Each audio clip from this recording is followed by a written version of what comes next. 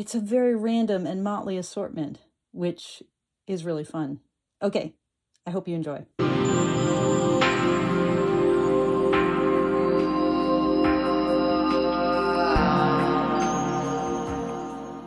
Esther here with a slightly different view of my meditation room and tarot studio. So behind me in that corner is one of the Kuan Yin statues in my, actually two of them. There's, you can see a kind of ivory one to the right of the main image that is a kind of silver metal. And then that's another Kuan Yin behind me, and that green image next to the Kuan Yin you can sort of maybe see is a this is a, God, I look like Alice in Wonderland here. This is an attic room, so it's, you know, dormer walls, and I'm like 5'3", so I'm not a big person.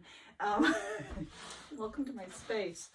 So this is a first artist rendition of what became a statue of Prajna Paramita, the perfection of wisdom. She's a kind of said to be the mother of all Buddhas. And this was the artist's first rendition of the statue that now sits to the left of the Buddha in our meditation hall at Buddha Eye Zen Temple here in Eugene. That's a image right here. There we go, of Opal. My dog Opal, which the company Chewy.com sent me as a thank you for having messed up my order and having complained. They refunded my order, let me keep the wrong medicine, and then sent me a painting of Opal. So, you know, I got my two girls here. Oh, and then there's another girl. That's my mom when she was 3 years old, living in Hamburg, in what would in short order become Nazi Germany.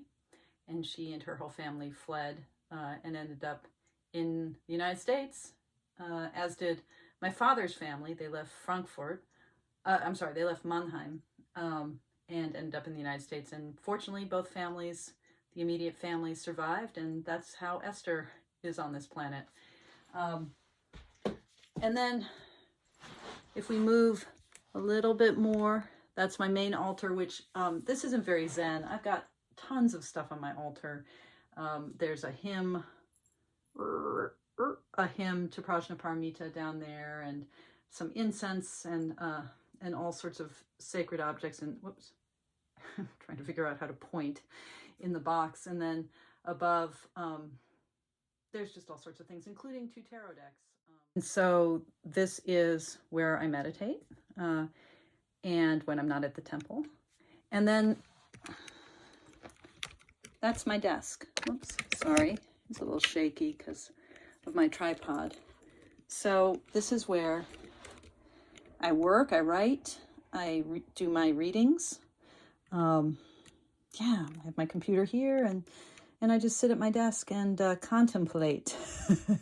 So I am going to now set things up so that I can do the bulk of what I wanted to share with you guys tonight, which is the decks on my reading table that I'm in the process of working with, the decks that I'm super excited about.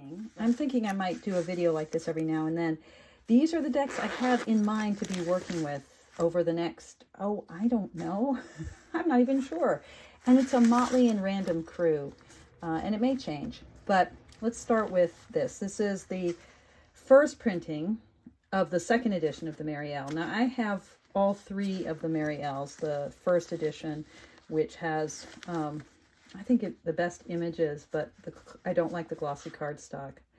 And then I have this edition that had the black edges, which chipped a lot, and there were some issues with the way the edges were cut. But I love the cardstock on this edition. So I haven't ever really spent a lot of time with the Mary L. There was a member of the Mindful Tarot community, Anna, who this was the deck that she chose. And I think, in fact, she was using maybe this particular printing, or maybe it was the one with the silver holographic edges. And God, I was just like, oh man, I have to get the Mary L into my skin. So I will be spending time with the Marielle. I've been enjoying a lot Dani Mystic's Mystic Masters. Some of the images, I wish they were a little bit easier to read. I mean, in terms of them being kind of pale and the detail a little bit difficult, and certainly the writing. Let's see if we can. Whoops. Sorry, folks. My setup here is not ideal, but if you can see, you know, sort of, it's pretty hard to read the King of Wands there. But I really, some of her choices are just brilliant. And I love the soft palette of this deck. I've had some really wonderful readings. I adore that page of coins. I adore that page of coins. That card gave me the Page of Pentacles in a way that I didn't think I could have, you know, because that's a card that so much for me is about my dog Homer. And then this was, I mean, look, with the skull. Oh my gosh. So it was like sort of a deepening of a card that already felt really deep for me. Oh, love it. Anyway, okay, so Dani Mystics. I'm having a lot of fun with the Sola Busca Revisited, the third version of this deck.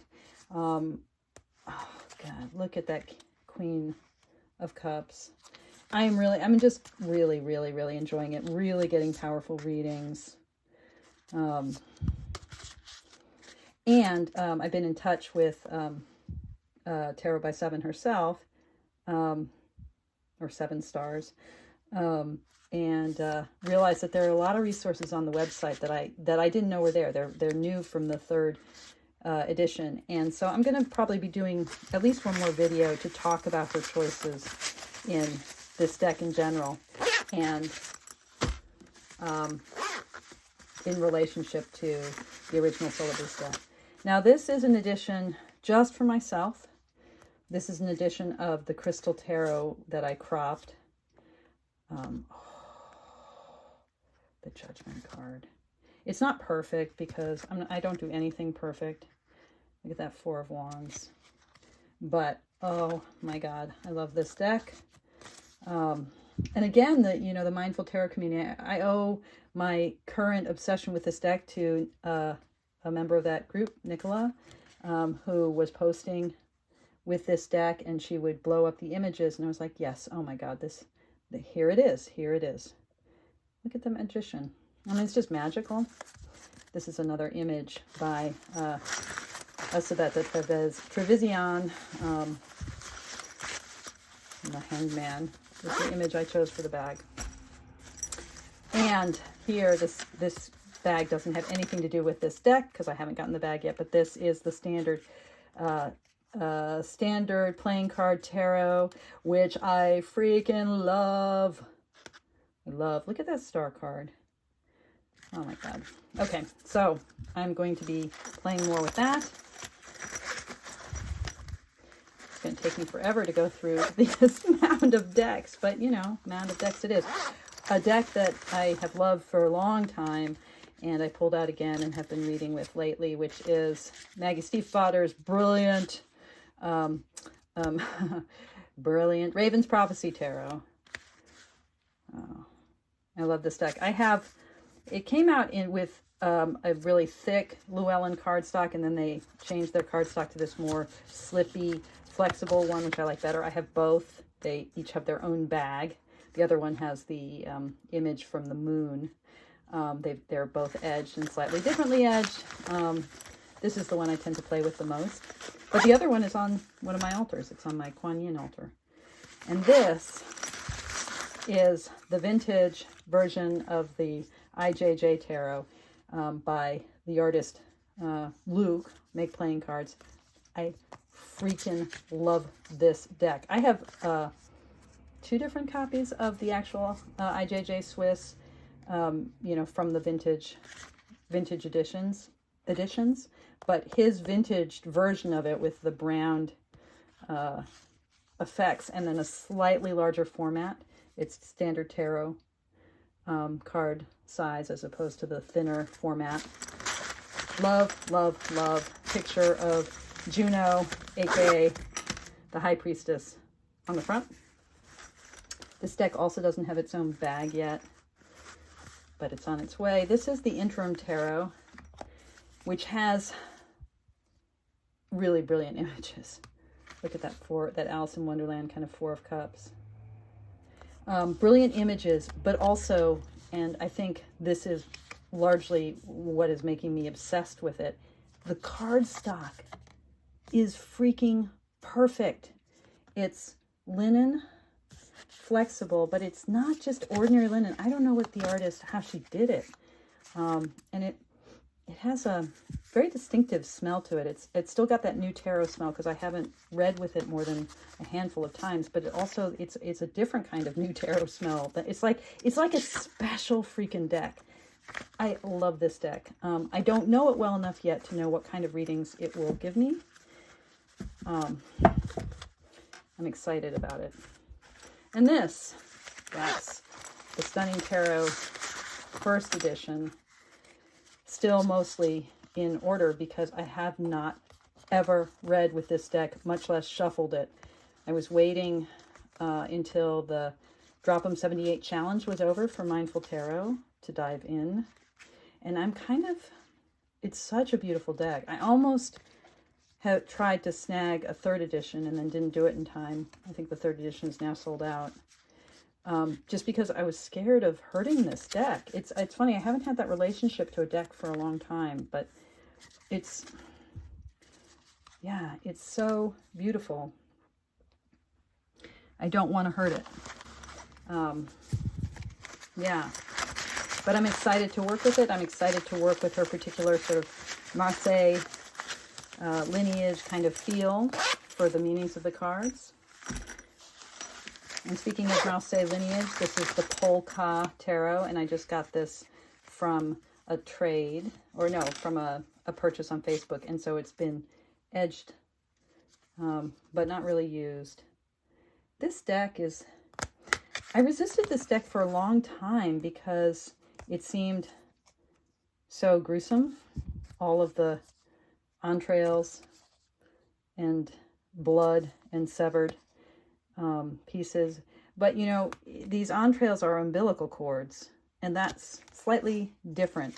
And the artist's notion of creation and the void that is built into the deck. There's the void card.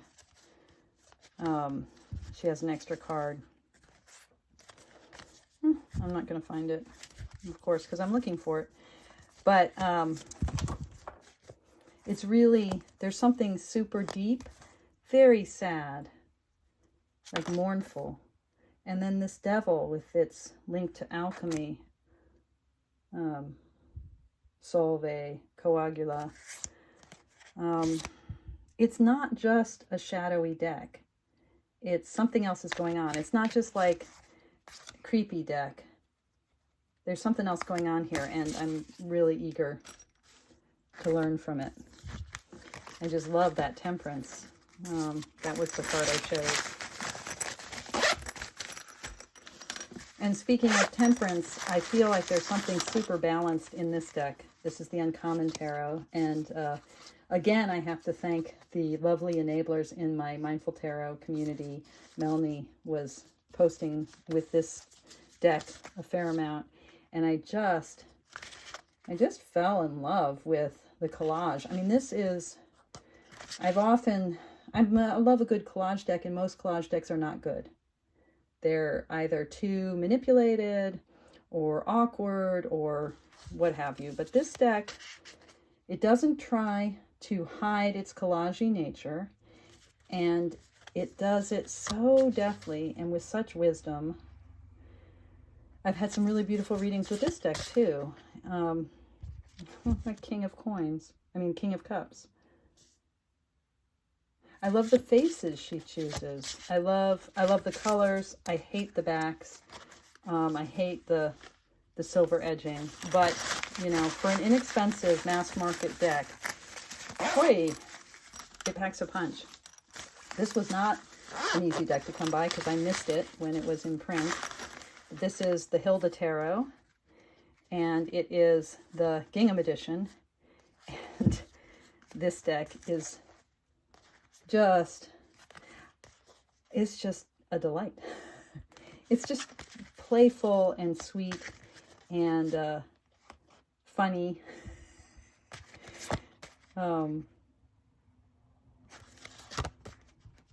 No, it's sweet. It's goofy. It's everything. And I love the Hilda as the sun. The Kaishabo Tarot. I now have 2 copies of it, which means that one of them can be a copy for use. So this is my favorite Marseille Waitesmith hybrid. So the kind of the woodcut style, but the illustrated pips, most of which carry the same meaning as Pixies imagery. I associate it with 1970s Japanese decks. This color palette, this sort of, I don't know, what do I call that? A kind of teal green and this gold. It reminds me of the color palette of the Angel Tarot. Look at that Jack of Cups. Look at him. I love it. I love this deck.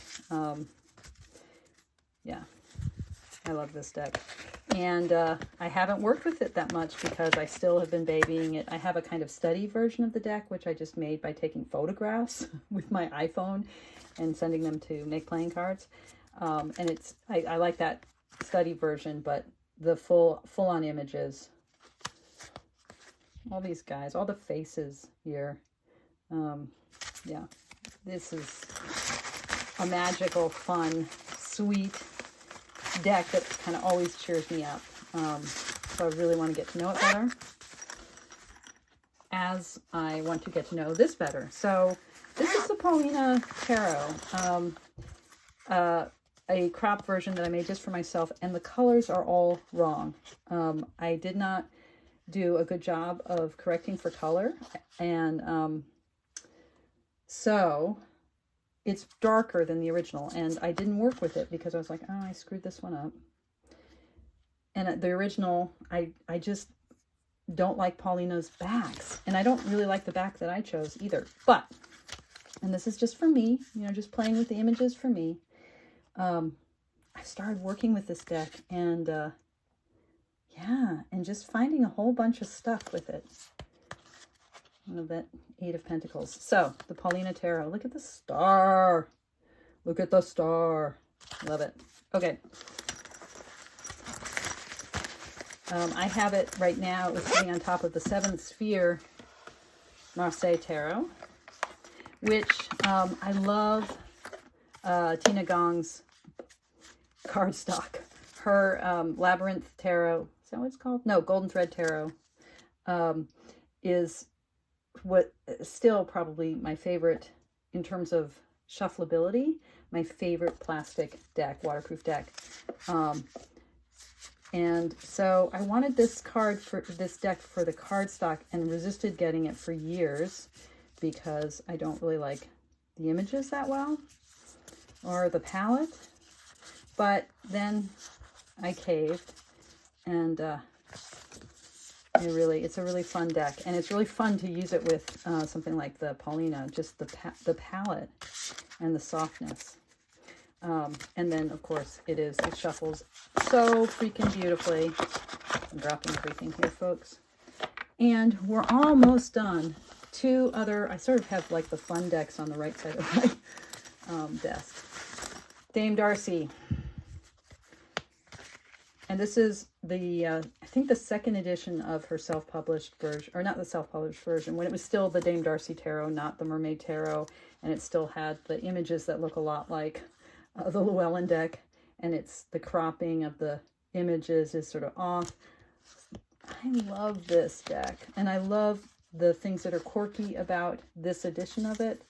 I love I think this must be the Superior Smooth Make Playing Cards cardstock. I love the feel of the cardstock. You know, this sort of really slippy, beautiful smooth, slightly glossy. It's such a romantic, sweet deck. It's so playful, and it's one of the few decks I have that I have a gem with. So, that heart. And finally, speaking of hearts in play, the Playful Heart Tarot by Kitten Chops. Oh, I love this deck. This deck is also one of these perfect decks for me, where things are easier than you think, where the imagery is so fabulous, the colors are fabulous, and the cardstock is perfect. It's linen, but it has some sheen to it. It feels incredible. It's got a heft to it. It shuffles beautifully. It's just a beautiful, beautiful deck. A beautiful deck. And a fun deck. A deck that reminds us that there is such a thing as serious play, right? Yeah, it's easier than you think, and also it's, yes, it's also deeper than it feels. Okay. Oh, and last but not least, so I have many, many, many editions, as some of you know, of the Aquarian Tarot. But I recently got inspired to take out my tarot in a tin version because I saw someone else using this. And I remembered how fun this size of the deck is.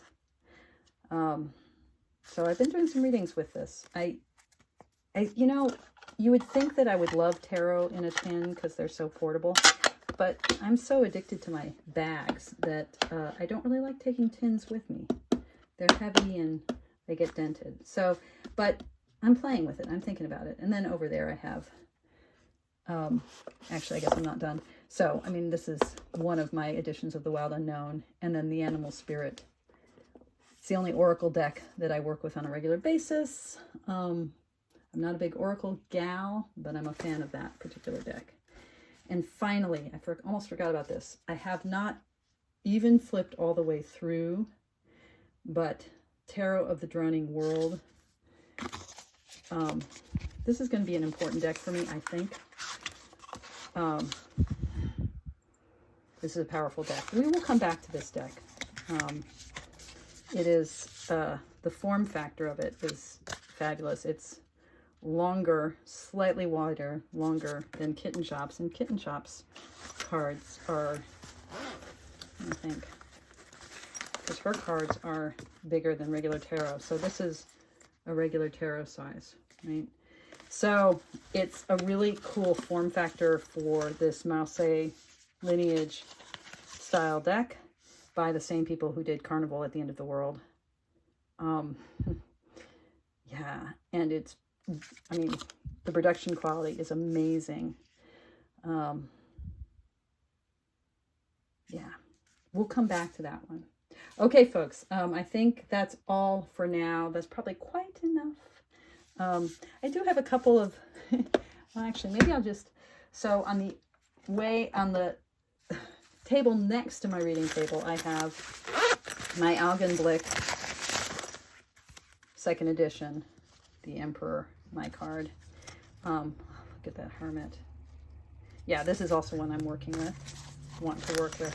And this is an amazingly large amount of cards to be working with.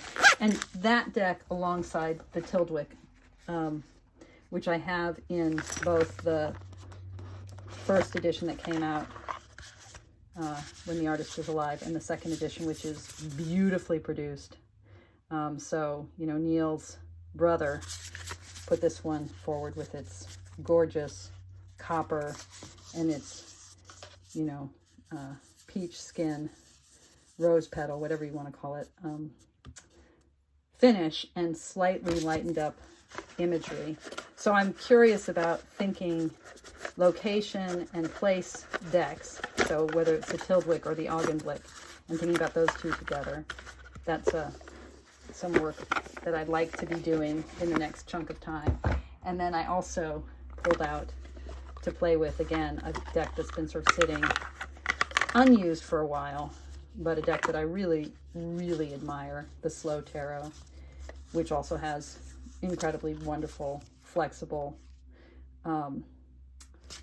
linen cardstock and these different colored borders. Perhaps the most ingenious tower card I've ever seen. Love it. Okay, folks, that is all she wrote. As always, thank you guys for your practice, and thank you for joining me today.